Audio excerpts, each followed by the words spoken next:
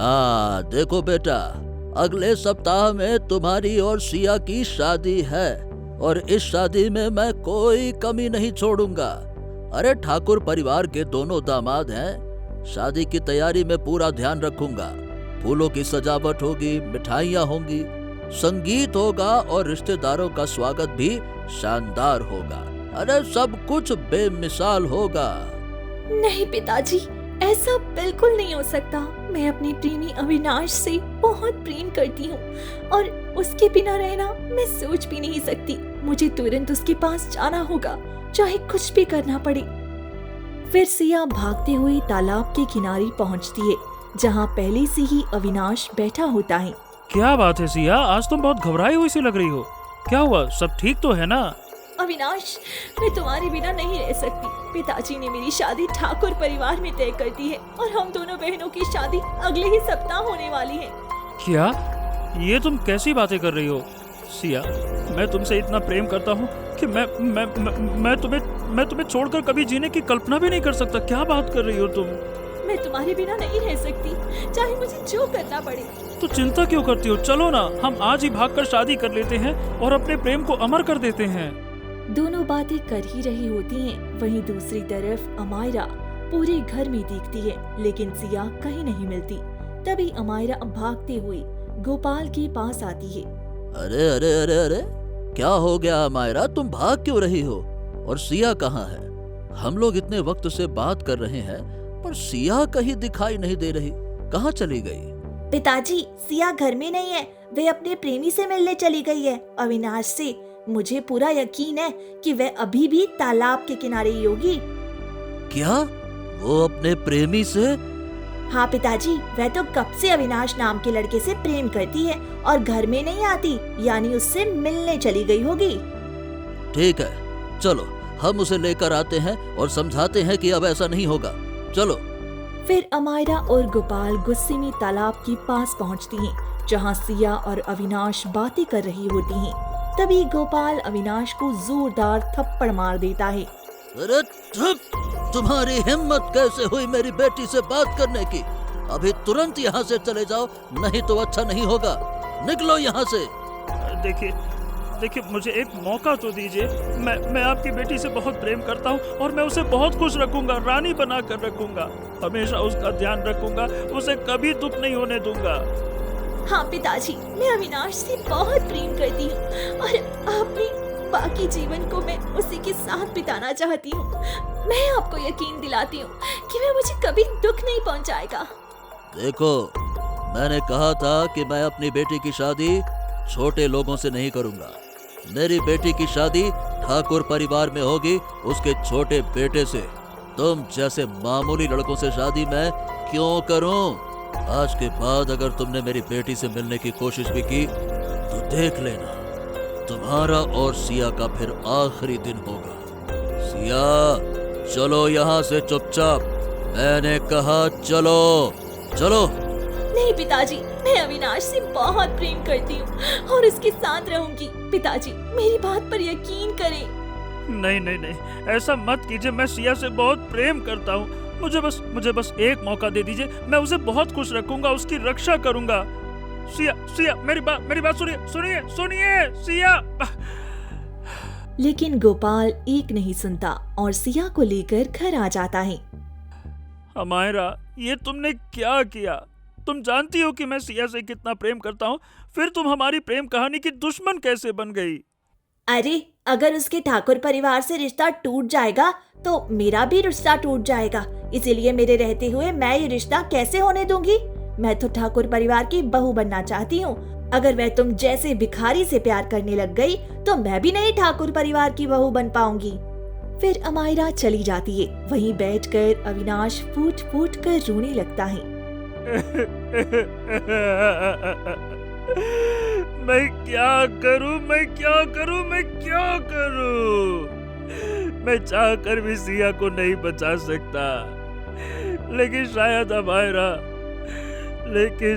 अमायरा ठीक ही कह रही है। मैं गरीब हूँ, मेरे पास ढंग का घर और कमाई नहीं है। ठीक है, अगर सिया की जिंदगी बदल जाती है और वो ठाकुर परिवार में शादी करके खुश रहती है तो मुझे पीछे हट जाना चाहिए। फिर अविनाश उदास होकर वहाँ से चला जाता है। वहीं कुछ ही दिनों में बहनों की शादी हो जाती है। शादी के बाद अमायरा और सिया अपने ससुराल चली जाती हैं। अमायरा के पति रोज उसे नए कपड़े और गहने लाकर देते, जिससे अमायरा बहुत खुश रहती और हर दिन अपने जीवन को सजीव महसूस करती है। एक दिन घर में रोज की तरह प्रमोद सिया को बहुत मार रहा होता है। क्या हो गया जी? आप मुझे इतना मार क्यों रही हैं? जब से शादी हुई है तब से आप हर वक्त मुझे मारती पीटती रहती हैं। मेरी कोई सुनती नहीं है। अरे तुम्हारी हिम्मत कैसे हुई अपने प्रेमी से प्रेम करने के? अगर तुम अपने प्रेमी से प्रेम करती थी तो फिर मेरे पास क्यों आई? इसीलिए तुम्हें अब इसकी सजा तो जरूर मिलेगी और तुम्हें समझना होगा कि अब तुम मेरी पत्नी हो। देखिए, मैं अपने प्रेमी से प्रेम करती थी, लेकिन अब मैं आपकी पत्नी हूँ। मेरे दिल में आपके सिवा कोई और नहीं है। भगवान के लिए मुझ पर यकीन करिए, मुझे मत मारिए। मैं अब आपके साथ खुश रहना चाहती हूँ और आपके घर को अपना घर मानती हूँ। अब तो तुम्हें यह सजा हमेशा भुगतनी पड़ेगी। अब तुम ठाकुर परिवार की बहू बनना चाहती थी ना, तो तुम्हें अपने आचरण को साफ रखना चाहिए था। तुमने जो किया उसकी सजा तो तुम्हें जरूर मिलेगी। फिर प्रमोद सिया को बुरी तरह मारता है और वहाँ से चला जाता है। इतने में वहाँ पर अमायरा नई साड़ी लेकर सिया के पास आ जाती है।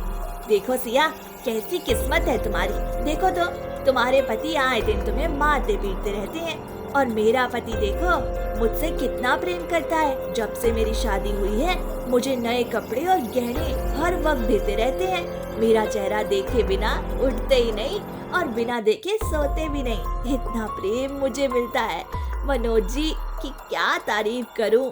मेरी तो किस्मत खुल गई। देखो अमायरा, मैं तुमसे कोई बात नहीं करना चाहती। तुम यहाँ से चली जाओ। हाँ, तुम्हें मेरी खुशी बर्दाश्त नहीं हो रही ना? ठीक है, जाती हूँ मैं। अरे तुम्हारी किस्मत में मार खाना ही लिखा है। फिर अमायरा मुस्कुराती हुई वहाँ से चली जाती है। मैं अविनाश से प्रेम करती थी, लेकिन मेरी शादी होने के बाद भी अब मैं प्रमोद जी को अपना पति मानती हूँ। लेकिन वह मेरी बात क्यों नहीं समझते? मुझे आए दिन इतना मारते पीटते रहते हैं। पता नहीं कब वह मेरी निष्ठा और प्रेम को समझ पाएंगी। इतने में ही कुछ दिन बीत जाते हैं। अमायरा दिन प्रतिदिन अपने पति से बहुत प्रेम पाती है। वहीं सिया इसी तरह मार खाती रहती है। ऐसे 3 महीने बीत जाते हैं। एक दिन अमायरा घर का सारा काम कर रही होती है। अरे क्या कर रही हो सिया? जल्दी जल्दी घर का काम खत्म करो ना, उसके बाद मुझे तैयार भी होना है। मेरे पति आते ही होंगे और अगर मैं सजी सवरी नहीं हुई ना तो वे खुश नहीं होंगे। और अभी तक मैं पागलों जैसी भेष में हूँ। जल्दी काम खत्म करो, उसके बाद मैं तैयार होने जाऊंगी। ठीक है दीदी, मैं कर रही हूँ। अरे तुम्हें तो कुछ फर्क नहीं पड़ता, तुम तैयार हो या ना हो, मेरे पति मुझे देखेंगे, इसीलिए मुझे फिक्र हो रही है। फिर अमायरा जल्दी जल्दी घर का काम खत्म करती है और तैयार हो जाती है। जैसे ही वह तैयार होती है मनोज का इंतजार करती है। तभी मनोज एक नई नवेली दुल्हन के साथ आ जाता है। ये क्या मनोज जी, आपने ये दूसरी शादी कर ली? कह दीजिए ये सब झूठ है। ये झूठ नहीं है अमायरा, मैंने अनुराधा से शादी की है और इसे तालाब के किनारे देखते ही हमें इससे प्रेम हो गया तो हम क्या करें। अब ये समझ लो कि तुम्हें अब से इसके साथ ही रहना होगा, यही हमारा फैसला है। ये आपने क्या किया? आप तो मुझसे इतना प्रेम करते थे, फिर आपने मुझे धोखा क्यों दिया? अरे अरे अरे अरे, क्या धोखा? हम ठाकुरों की शान होती है 2 से 3 शादी करना, समझे? और वैसे भी ये लड़की बहुत सुंदर है और हम ठाकुरों की आदत होती है, जितनी भी सुंदर औरतें होती हैं वो सब हमारी हवेली की शान बढ़ाती हैं। इसलिए खुश रहो, हमारी हवेली में नई रौनक आई है। नहीं, ऐसा कैसे हो सकता है? आप मेरे रहते हुए दूसरी शादी कैसे कर सकते हैं? ये गलत है, मैं पिताजी से बात करती हूँ। फिर अमायरा परेशान होकर ठाकुर भानु प्रताप के पास जाती है। क्या हुआ बहू, तुम बहुत घबराई हुई लग रही हो, कहीं भूत तो नहीं देख लिया? पिताजी, मनोज जी ने दूसरी शादी कर ली है। आप उनसे कुछ कहिए ना, वे मेरे साथ ऐसा नहीं कर सकते। अरे बहू, इसमें कौन सी बड़ी बात है? हम ठाकुरों के यहाँ दूसरी शादी करना शान की बात होती है। हम 2-3 शादी तो यूं ही कर लेते हैं ताकि दिखा सके कि हम सभी को खुश रख सकते हैं। वैसे भी तुम्हें खाने पीने में कोई कमी नहीं होगी, कपड़े भी मिलेंगे, फिर क्या समस्या है? पिताजी, खाना पीना सब जिंदगी की खुशी नहीं होती है, पति का प्रेम भी मायने रखता है। देखो बहू, अब इसमें बहस मत करो। मेरे बेटे ने शादी की है तो खुशी खुशी उसे अपनाओ और उसके साथ अपना जीवन बिताओ। ये फालतू की बातें करके मेरा वक्त बर्बाद मत करो। फिर ठाकुर भानु प्रताप वहाँ से चली जाती हैं। अमायरा फूट फूट कर रोने लगती है। हे भगवान, ये क्या हो गया? इतने दिनों से ये मुझसे कितना प्रेम करते थे और कभी नहीं लगा कि कभी दूसरी शादी भी कर सकते हैं, और आज इन्होंने मेरे साथ ऐसा किया। अमायरा फूट फूट कर रोती हुई मनोज के पास जाती है। अरे क्या रोना धोना मचा रखा है? देखो अमायरा, आज से ये मेरी पत्नी है और तुम्हें इसका अच्छे से ध्यान रखना है। इसका नाम अनुराधा है, इसे ठीक से बात करना, समझ गई? नमस्ते दीदी। अमायरा कुछ नहीं कह पाती और वहीं बैठकर फूट फूट कर रोने लगती है। अनुराधा, तुम कमरे में चलो, अभी 1-2 दिन लगेगा। वैसे भी तुम थक गई होगी, चलो मैं तुम्हें अपने कमरे तक ले चलता हूँ। आओ आओ, आराम से आओ आओ। फिर मनोज अनुराधा को लेकर कमरे में चला जाता है। अमायरा फूट फूट कर रोती रहती है। इसी बीच सिया आ जाती है। सिया, तुम अपने जीजू को समझाओ ना कि वह मेरे साथ ऐसा ना करे, उसे छोड़ दे और मुझे अपनी पत्नी के रूप में अपना ले। दीदी, हम कुछ नहीं कर सकती, ये ठाकुर परिवार है, यहाँ की नियम मानने ही पड़ेंगी। मैं वैसे ही परेशान हूँ, हमारे पति सब कुछ कर सकते हैं, हमारी और तुम्हारी जिंदगी अब नर्क बन गई है। मुझे माफ कर दो, इतने दिनों से तुम्हारा पति तुम्हें मारता था और प्रेम नहीं करता था। मैंने हमेशा तुम्हारा मजाक उड़ाया, लेकिन आज मेरा पति खुद मुझे धोखा दे गया और किसी और से शादी कर लाया। तब मुझे एहसास हुआ कि तुम्हारे ऊपर क्या बीत रही होगी। तुमने भी अपने प्रेमी को छोड़कर पिताजी और घर वालों की खुशी के लिए शादी की और ये रिश्ता निभाने की कोशिश भी की, लेकिन जीजू ने तुम्हें हर वक्त मारा पीटा। अब हम क्या करें? हमारी और तुम्हारी जिंदगी नर्क बन गई है। सिया कुछ नहीं कह पाती और वह भी रोने लगती है। दोनों बहनें ऐसे ही फूट फूट कर रोती रहती हैं। एक दिन अमायरा खाना लेकर मनोज के पास जाती है, जहाँ मनोज और अनुराधा प्यार भरी बातें कर रही होती हैं। अनुराधा, अनुराधा, मैं तुमसे कितना प्रेम करता हूँ ये तुम नहीं जानती। तुम्हें मैं हमेशा खुश रखूंगा। मैं तुमसे ही सबसे ज्यादा प्रेम करूंगा। क्या सच में? मैं भी उस पल का बहुत बेसब्री से इंतजार कर रही थी। मैं बहुत खुश हूँ कि आप मेरे पति हैं। हाँ हाँ, क्यों नहीं। दोनों प्यार भरी बातें कर रही होती हैं और दूर खड़ी अमायरा ये सारी बातें सुन रही होती है। उसकी आंखों से लगातार आंसू गिरने लगती हैं। अरे अरे अरे अमायरा, क्या हो गया? तुम इतना रो क्यों रही हो? अरे भाई, बुरा क्यों मान रही हो? यहाँ आओ, यहाँ आओ। अरे जल्दी से आओ, खाना दो। देखो अनुराधा भी कब से भूखी है। चलो जल्दी से खाना लेकर आओ, हम दोनों बैठकर खा लेंगे। चलो लेकर आओ। अमायरा की आंखों से लगातार आंसू गिरते रहते हैं। वे चुपचाप खाना लेकर मनोज के पास जाती है और नीचे रख देती है। फिर मनोज और अनुराधा खाना खाने लगती हैं। अरे ये सब्जी कैसे बनी है? इसमें मिर्ची नहीं है। क्या तुम्हें ढंग से खाना बनाना भी नहीं आता? मनोज जी, मुझे ऐसा खाना बिल्कुल पसंद नहीं है। अरे अमायरा, तुम्हें समझ में नहीं आता है क्या? जब खाना बनाओ तो ढंग से बनाओ। मेरी पत्नी को भी तुम्हारा खाना पसंद नहीं आ रहा है, क्या करती हो तुम? ठीक है, मैं अगली बार से ध्यान रखूंगी। और हाँ, अगली बार कमरे में आने से पहले आवाज दे दिया करो। ऐसे मुंह उठाकर हमारे कमरे में मत आया करो। और हाँ, अगली बार से अच्छे से ध्यान रखना कि मेरी पत्नी को जो पसंद है वही बना कर देना, नहीं तो तुम्हारा ऐसा हाल करूंगा कि मार मार के भूत बना दूंगा मैं तुम्हें। अच्छा थोड़ा बहुत तो खा लो अनुराधा, खा लो थोड़ा सा खा लो। मनोज खाना खाने लगता है। वहीं अमायरा की आंखों से आंसू गिरते रहते हैं और वह चुपचाप रसोई में चली जाती है। क्या हो गया अमायरा, तुम बहुत रो रही हो, सब ठीक तो है ना? हमारी जिंदगी नर्क बन गई है। पहले पति मुझसे कितना प्रेम करते थे और अब देखो मैं अपनी सौतन के लिए खाना बना कर ले जा रही हूँ। मेरी जिंदगी तुमसे भी खराब हो गई है। सिया, तुम्हारे पति तो तुम्हें मारते हैं लेकिन कम से कम सौतन तो नहीं लाते। अमायरा फूट फूट कर रोने लगती है। चुप हो जाओ अमायरा, रोने से क्या फायदा? हम अब ठाकुर परिवार की बहू हैं, हमें ये सब सहना पड़ेगा। यही अब हमारी आदत बन गई है। पर वो मुझसे कितना प्रेम करता था और अब वही प्रेम सिर्फ सौतन के लिए करता है। मैं क्या करूं? दोनों बहनें उदास होकर काम करने लगती हैं। धीरे धीरे 7 महीने बीत जाते हैं और दोनों बहनें नौकरानी की तरह घर में काम करने लगती हैं। एक दिन गोपाल परेशान होकर घर से निकल पड़ता है। अरे 7 महीने बीत गए और मेरी दोनों बेटियां एक बार भी मेरे घर नहीं आई। आज तो मैं अपनी दोनों बेटियों से मिलकर ही रहूंगा। फिर गोपाल खुश होते हुए ठाकुर की हवेली पास जाता है, जहाँ दोनों बेटियां घर की काम कर रही होती हैं। अरे मेरी दोनों राजकुमारियां, क्या कर रही हो? आ जाओ, देखो मैं तुमसे मिलने आया हूँ। गोपाल को देखते ही अमायरा और सिया दोनों भागते हुए उसके गले लग जाती हैं। अरे अरे अरे अरे अरे, देखो 7 महीने हो गए और इन 7 महीनों में तुम दोनों एक बार भी मुझसे मिलने नहीं आई। अरे क्या तुम्हें अपने माता पिता की याद नहीं आती क्या?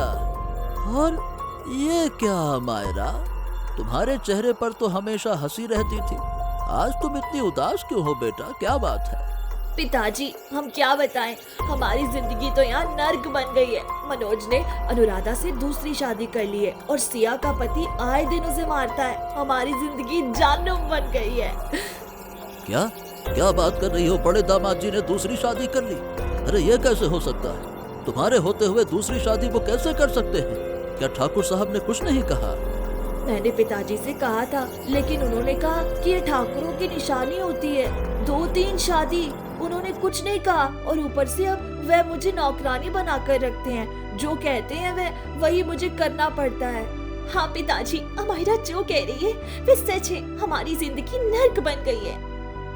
अरे मैं तो सोचता था कि मेरे दोनों बेटियां ठाकुर की हवेली में रानी बनकर राज करेंगी, इज्जत और शोहरत पाएंगी, लेकिन मेरी बेटियों के साथ इतना गलत हो रहा है। नहीं नहीं नहीं नहीं, मुझे ये बिल्कुल बर्दाश्त नहीं है। ना ना ना ना। इतने में पीछे से प्रमोद आ जाता है। अच्छा, तो अब इतनी हिम्मत हो गई है कि हमारी शिकायत अपने बाप से करो? तुम्हारी हिम्मत कैसे हुई? जी पिताजी पूछ रहे थे, इसीलिए मैंने बता दिया। अच्छा अच्छा अच्छा अच्छा, रुको रुको रुको रुको। फिर प्रमोद सिया को बुरी तरह से मारने लगता है। फिर गोपाल अपनी दोनों बेटियों को ले जाने लगता है। रुको प्रमोद, ये मेरी बेटी है, इसके साथ इस तरह से क्यों पेश आ रहे हो? सुनिए ससुर जी, ये आपकी बेटी थी, अब मेरी पत्नी है। जिस वक्त आपने इसकी शादी करके कन्यादान कर दिया ना, उसके बाद आपका इस पर से अधिकार खत्म हो गया। अब मैं अपनी पत्नी के साथ जो चाहे सो करूं। आप यहाँ से चले जाइए, आप नहीं रोक सकते। मैं एक पिता हूँ और अपनी आंखों के सामने अपनी बेटियों के साथ इस तरह का व्यवहार होते नहीं देख सकता। मैं अपनी दोनों बेटियों को अपने साथ लेकर जाऊंगा। चलो तुम दोनों मेरे साथ चलो, मैं तुम्हारी जिंदगी यहाँ इस तरह से बर्बाद नहीं होने दूंगा। चलो। तभी पीछे से भानु प्रताप और मनोज आ जाते हैं। तुम्हारी हिम्मत कैसे हुई हमारी ठाकुर परिवार की दोनों बहुओं को ले जाने की? हमारी दोनों बहुओं को छोड़ दो, वरना भारी कीमत चुकानी पड़ेगी। माफ कर दीजिएगा ठाकुर साहब, मैं बस लालच में आ गया था कि मेरी बेटियां ठाकुर परिवार की बहू बनेंगी, इसीलिए मैंने हाँ कहा। लेकिन मेरी बेटियों की जिंदगी यहाँ नर्क बन गई है, इसीलिए मैं उन्हें ले जाने के लिए आया हूँ। हमारे परिवार में कोई तलाक नहीं होता, तुम हमारी बहू को ऐसे नहीं ले जा सकते। ये हमारी चौखट के अंदर ही रहेंगी और चौखट से बाहर जाएगी तो सिर्फ इनकी अर्थी। इसीलिए चुपचाप यहाँ से चले जाओ। पिताजी, आप लोग मेरे पिताजी से ऐसा बात नहीं कर सकते हैं। मैं उनकी बेटी हूँ, तो उन्हें हमारी फिक्र होती है। अच्छा, तो अब तुम दोनों की जबान खुलने लगी है। अब देखो मैं क्या करता हूँ। फिर प्रमोद गोपाल को जोरदार थप्पड़ मार देता है। अरे अरे अरे अरे, ये तुमने क्या किया? तुम मेरे दामाद होकर मेरे साथ ऐसा व्यवहार करते हो? मैं तुम्हारा पिता हूँ, पिता। नहीं प्रमोद जी, आपने इतने दिनों से मुझे मारा, मैं बर्दाश्त करती रही, लेकिन आपने मेरे पिताजी को क्यों मारा? पता तो चले कि हवेली में आवाज कितनी ऊंची करनी चाहिए। ये हमारी हवेली है, कोई सड़क नहीं है कि जैसा मन चाहे वैसा चिल्ला सको। यहाँ हमारी आवाज के नीचे रहेगी तुम्हारी आवाज, और आइंदा बिना बुलाए कभी हमारे दरवाजे पे तो आना भी मत। चलो, अच्छा हुआ कि प्रमोद ने आपको अच्छे से समझा दिया, नहीं तो मैं समझाता तो शायद आपके मुंह से आवाज भी नहीं निकलती। चलिए चलिए चलिए, मुंह बोले पिताजी, निकल जाइए घर से। क्या पता अभी आप घर पहुंचने की हालत में हैं, कहीं मेरे हाथ लगाते ही घर भी ना पहुंच पाए। और आज के बाद कभी आइएगा मत। अरे चलो निकलो। फिर प्रमोद और मनोज दोनों गोपाल को धक्की मारकर घर से बाहर निकाल देते हैं। नहीं नहीं नहीं नहीं नहीं, तुम लोग ऐसा नहीं कर सकते। मुझे मेरी बेटियां चाहिए, मुझे मेरी बेटियां चाहिए। लेकिन कोई नहीं सुनता और गोपाल को बाहर निकाल देते हैं। वहीं दोनों बहनों को खींचती हुई हवेली के अंदर ले जाया जाता है। आज के बाद तुम दोनों ने कभी चौखट के पास जाने की भी कोशिश की ना, तो फिर देखना मैं क्या करता हूँ तुम दोनों के साथ। सभी वहाँ से चली जाती हैं। दोनों बहनें बैठकर फूट फूट कर रोने लगती हैं। हम कैसी नालायक बेटियां हैं जो अपनी आंखों के सामने अपने पिताजी को अपने पतियों के हाथों से मार खाते हुए देखती रह गई और हमने कुछ नहीं किया। मुझे भी बहुत अफसोस हो रहा है कि हम अपने पिताजी को बचा नहीं पाए और इन लोगों ने हमारे पिताजी के साथ कितना अपमान किया। अब हम क्या करें? हमें कुछ ना कुछ करना होगा। हम इस तरह हाथ पर हाथ रखकर नहीं बैठ सकते। हमारे पिता के दिल पर क्या बीत रहा होगा ये हम ही समझ सकते हैं। फिर दोनों बहनें फूट फूट कर रोने लगती हैं। वहीं दूसरी तरफ गोपाल अकेला बैठकर रो रहा होता है। तभी उसका पड़ोसी गोविंद उसे देख लेता है। अरे ये तो गोपाल है, लगता है ठाकुर परिवार ने इसके साथ अच्छा व्यवहार नहीं किया। मुझे ये बात अविनाश को बतानी चाहिए। बेचारा सोच रहा होगा कि उसकी प्रेमिका यहाँ बहुत खुश है, लेकिन यहाँ तो भैया उल्टा गंगा बह रही है। फिर गोविंद वहाँ से भागकर अविनाश के घर पहुँच जाता है। हाँ, क्या हुआ गोविंद भाई? आज आप बहुत परेशान दिख रहे हैं। सब ठीक तो है ना? अरे अविनाश, मैं तुम्हें एक जरूरी बात बताने आया हूँ। अब देखो, तुम तो जानते हो सिया और अमायरा के साथ उनके ससुराल में ठीक व्यवहार नहीं हो रहा। आज मैंने अपनी आंखों से देखा कि गोपाल को भी काफी अपमान सहना पड़ा और उसे हवेली से बाहर भेज दिया गया। बताओ भला। क्या आप ये कैसी बातें कर रहे हैं? ऐसा कैसे हो सकता है? वो लोग तो ठाकुर परिवार है और समधी को कैसे घर से निकाल सकते हैं? देखो भाई, हवेली चाहे बड़ी दिखती है, लेकिन अंदर के लोग उतने ही गंदे होते हैं। बेचारे गोपाल को इतना अपमान सहना पड़ा कि वो रोते रोते वहां से चला गया। मैं तो सोच रहा था कि शादी के 7-8 महीने बीत गए हैं तो सब बड़े खुश होंगे, लेकिन उसके ससुराल वाले सिया को इतना कष्ट दे रहे हैं। नहीं नहीं नहीं, मुझे तो उससे मिलने जाना ही होगा। फिर दिन बीतता है और आधी रात में अविनाश चोरी चुपके ठाकुर की हवेली पहुंच जाता है। वहीं सिया रसोई में बैठकर रो रही होती है। तभी उसे बाहर एक परछाई दिखाई देती है। अरे इतनी रात को भला इस हवेली में कैसी परछाई है? चलो जाकर देखती हूँ। फिर सिया धीरे धीरे हवेली के बाहर आती है। तभी वह देखती है कि वह परछाई कोई और नहीं बल्कि अविनाश है। सिया, हे सिया, तुम ठीक तो हो ना? और तुम्हारे शरीर पर ये जख्म का निशान कैसे? कहीं तुम्हारे कहीं तुम्हारे पति तुम्हारे साथ बुरा तो नहीं कर रहे हैं? अविनाश, तुम यहाँ क्या कर रहे हो? चली जाओ। अगर ठाकुरों ने तुम्हें देख लिया तो तुम्हें जिंदा नहीं छोड़ेंगी। भगवान के लिए चली जाओ, मैं तुम्हारे पैर पड़ती हूँ। नहीं सिया, मैं तुम्हें इस हालत में छोड़कर नहीं जा सकता। मुझे सारा सच पता चल चुका है। तुम्हारे पति और बाकी ठाकुरों ने मिलकर तुम्हारे पिता के साथ बहुत बड़ा अन्याय किया और तुम्हें भी यहाँ रोज तकलीफें सहनी पड़ रही हैं, मुझे सब पता है। देखो, मेरी बात मानो और मेरे साथ चलो। मैं तुम्हें इस तरह घुटन में जीते हुए नहीं देख सकता। मैं तुमसे प्यार करता हूँ, समझो। देखो, जैसा भी है वह मेरा पति है। मैं अपने पति को छोड़कर कहीं नहीं जा सकती। मैंने 7 जन्मों तक साथ निभाने की कसम खाई है। तुम चली जाओ। मैं तुमसे पहले प्रेम करती थी, लेकिन शादी के बाद हमारा कोई रिश्ता नहीं है। ऐसा मत करो सिया, वो लोग तुम्हें इंसान भी नहीं समझते हैं। तुम्हारे पिता कितने दुखी होंगे तुमको पता है? तुम मेरे साथ चलो, मैं तुम्हें अपनाऊंगा ना, तुम्हें पत्नी का दर्जा दूंगा, खुश रखूंगा। और क्या चाहिए तुम्हें, बताओ। भगवान के लिए मेरी बात मानो और चले जाओ। मैं तुम्हें और दुख नहीं देना चाहती। नहीं, मैं नहीं जाऊंगा। सिया, जिंदगी बहुत अनमोल होती है और तुम उसे यूं ही दुख सहते हुए नहीं बिताओगी। चलो, मैं अभी इसी वक्त तुमसे शादी करने के लिए तैयार हूँ और तुम्हें अपनी पत्नी बनाऊंगा। चलो।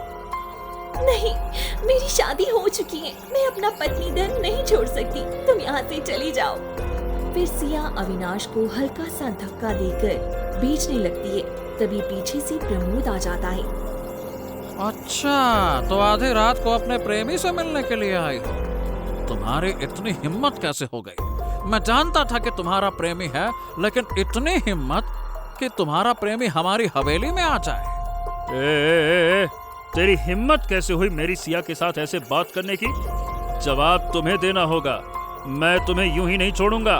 अच्छा, तो मेरी सिया के लिए लड़ रहा है? रुक जा, मैं तुझे अभी बताता हूँ। तेरी तो। प्रमोद पास पड़ा डंडा उठा लेता है। वे गुस्से में अविनाश पर वार करता है। तभी बीच में सिया आ जाती है और डंडा उसके सर पर लग जाता है।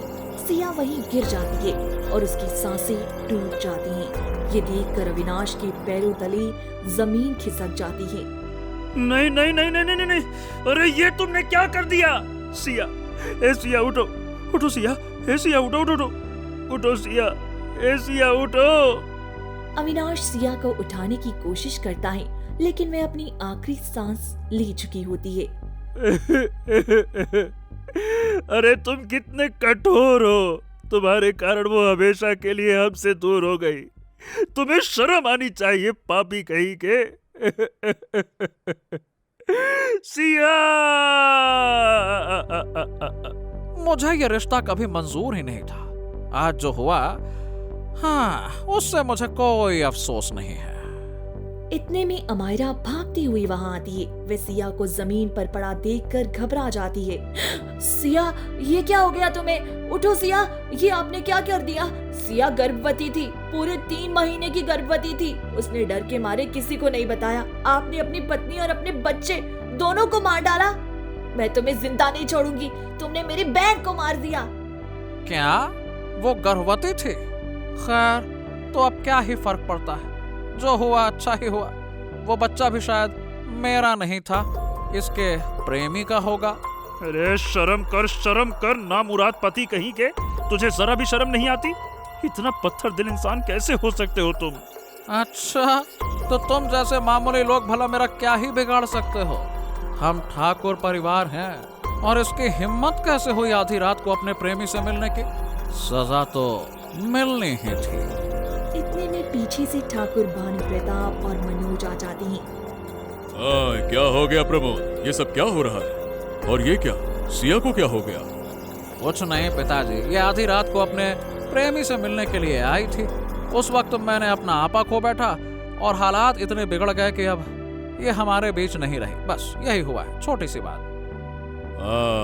चलो, तुमने बहुत ही अच्छा किया। हमारे ठाकुर परिवार की बहू किसी प्रेमी से मिले, उसे तो सजा मिलनी चाहिए। चलो, इसका फैसला पंचायत के सामने करेंगे। आखिर पंचायत को भी तो पता चले कि ठाकुर परिवार में ऐसा कदम उठाने पर क्या सजा मिलती है। अरे तुम ठाकुर हो या कोई पत्थर दिल इंसान हो? भला कोई अपनी बहू के साथ ऐसा कैसे कर सकता है? वो माँ बनने वाली थी। मैं उससे मिलने के लिए आया था क्योंकि उसके घर में उसके साथ सही व्यवहार नहीं हो रहा था। उसे बहुत अपमान और कठोरता सहनी पड़ती थी। अब मैं तुम्हारी कोई बात नहीं सुनूंगा। प्रमोद, मनोज, चलो पकड़ो इन सबको। चलो गांव के चौपाल पर चलो और इस सिया को भी लेकर चलो। उठाओ इसको। फिर सभी मरी हुई सिया को और बाकी को गांव के चौपाल पर ले जाते हैं। अरे क्या हो गया ठाकुर साहब, ये कौन है? ये हमारी बहू थी मुखिया जी, लेकिन इसने अपने प्रेमी अविनाश से मिलने की कोशिश की और हमारे परिवार की मर्यादा पर सवाल खड़े किए। मैंने सोच समझकर कठोर फैसला लिया है और उसे हमेशा के लिए हमसे दूर कर दिया। आज से कोई भी हमारी बहू या बेटियों की तरफ नजर उठाकर देखने की हिम्मत ना करे। तभी भीड़ में से जमींदार महेंद्र सिंह आता है। ठाकुर साहब, हर सिक्के के दो पहलू होते हैं। ये अपने प्रेमी से मिलने आई थी, इसके पीछे का सच भी होगा। मुखिया, तुम्हें वो सच भी जानना चाहिए। महेंद्र सिंह, मुझे तुमसे कोई बात नहीं करनी। ये हमारे परिवार का मामला है। ये अब सिर्फ तुम्हारे परिवार का मामला नहीं रहा, यह पूरे गांव की पंचायत का विषय बन चुका है। आखिर तुम्हारी गर्भवती बहू के साथ जो हुआ उसका सच सामने आना ही चाहिए। हाँ, उसका प्रेमी कौन है? हाँ, मैं उसका प्रेमी हूँ, मगर ये लोग सच्चाई छिपा रहे हैं। इनके बेटे ने गुस्से में डंडा चलाया जिससे कि सिया वहीं पे गिर पड़ी बेचारी, और कुछ ही पलों में हमेशा के लिए हमसे दूर हो गई वो। पीछे से गोपाल भागता हुआ आता है और अपनी बेटी सिया से लिपट जाता है। सिया, मेरी बेटी सिया, मुझे माफ कर दो। अरे मैंने क्या कर दिया? मेरे ही फैसले ने तुम्हें हमसे दूर कर दिया। बेटी उठ जाओ, बेटी उठ जाओ। गोपाल फूट फूट कर रोने लगता है। अब ठाकुर परिवार को इसकी सजा मिलेगी। इनकी दादागिरी दिन प्रतिदिन बढ़ती जा रही है। हाँ, आप बिल्कुल ठीक कह रहे हैं। इन लोगों ने हमारी जिंदगी नर्क बना दी। प्रमोद जी ये तो रोज मेरी बहन को मारता रहता था, और मनोज, उसने दूसरी शादी कर ली। ये लोग पत्थर दिल इंसान हैं। ये लोग तो हमें इंसान भी नहीं समझते। ये सच है, ये लोग सिया के साथ दिन रात बहुत बुरा व्यवहार करते थे। वो अपने ससुराल में घुट घुट के जी रही थी। अगर मुझे पहले पता होता कि तुम लोग मेरी फूल जैसी बच्ची के साथ ऐसा व्यवहार करोगे कि वो हमसे हमेशा के लिए दूर हो जाएगी, तो मैं उसे कभी तुम्हारे हवाले नहीं करता। हे भगवान, क्या हमें न्याय मिल पाएगा? चिंता मत करो गोपाल, हम तुम्हारी बेटी के साथ हुए अत्याचार का हिसाब लेकर रहेंगे। मैं कहता हूँ तुम लोग यहाँ से चले जाओ। हमारे पंचायत में मत पड़ो, ये हमारा परिवार का मामला है। मैं बहुत बड़े खानदान से हूँ। जितनी जमीन तुम्हारे पास है उससे ज्यादा मेरे पास है। तुमने हमारे गांव में दादागिरी करने की हिम्मत कैसे की, बताओ? महेंद्र सिंह अपने आदमियों को इशारा करता है। आदमियों ने भानु प्रताप, प्रमोद और मनोज को पकड़ लिया। अरे छोड़ो मुझे, छोड़ो। अरे मुझे क्यों पकड़ा जा रहा है? छोड़ो मुझे, छोड़ो मुझे भी छोड़ो। तुम लोगों ने एक पिता से उसकी बेटी छीन ली और एक मासूम बच्ची को नरक जैसी जिंदगी दी, ऊपर से ऐंठ दिखाते हो। अब तुम्हें अपने कर्मों का ऐसा फल मिलेगा जो जिंदगी भर याद रहेगा। सुनो, इन तीनों को घने जंगल की गुफा में बंद कर दो। इन्हें वहीं रखो ताकि ये अपने किए पर सोच सके। यही इनके अपराध की सजा है।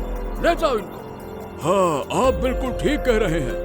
ठाकुर परिवार की दादागिरी दिन प्रतिदिन बढ़ रही थी। इन्हें यही सजा मिलनी चाहिए। ओह, तुम लोग ऐसा बिल्कुल नहीं कर सकते। छोड़ो हमें। अरे छोड़ दो। छोड़ो। अब। तीनों चिल्लाते रहते हैं, लेकिन गांव वाले मिलकर उन्हें जंगल में ले जाते हैं। गोपाल, अब मैं तुम्हारी बेटी वापस तो नहीं ला सकता। तुम्हें उसका अंतिम संस्कार करना होगा, तभी उसकी आत्मा को शांति मिलेगी। गोपाल अपनी बेटी सिया के शरीर से लिपट जाता है और फूट फूट कर रोता है। माफ कर दो सिया, माफ कर दो। अगर मैंने तुम्हारी शादी अविनाश से ही कर दी होती तो आज तो कम से कम तू जिंदा होती। अविनाश बेटा, मुझे माफ कर दो, मैंने तुम्हारे प्यार को तुमसे छीन लिया। मैं बस आपकी बेटी को बचाने की कोशिश कर रहा था, लेकिन मैं सही बताऊं, आपको कभी माफ नहीं करूंगा। मेरी प्रेमिका की कातिल कोई और नहीं बल्कि आप हैं। अविनाश रोती हुई वहां से चला जाता है। अपनी बेटी का कातिल मैं ही हूँ। अपने हाथों से अपनी बेटी की खुशियों में आग लगा दी। मुझे भगवान कभी माफ नहीं करेगा। गोपाल और अमायरा फूट फूट कर रोती हैं। फिर सिया का अंतिम संस्कार करते हैं और अपनी बाकी की जिंदगी सिया की याद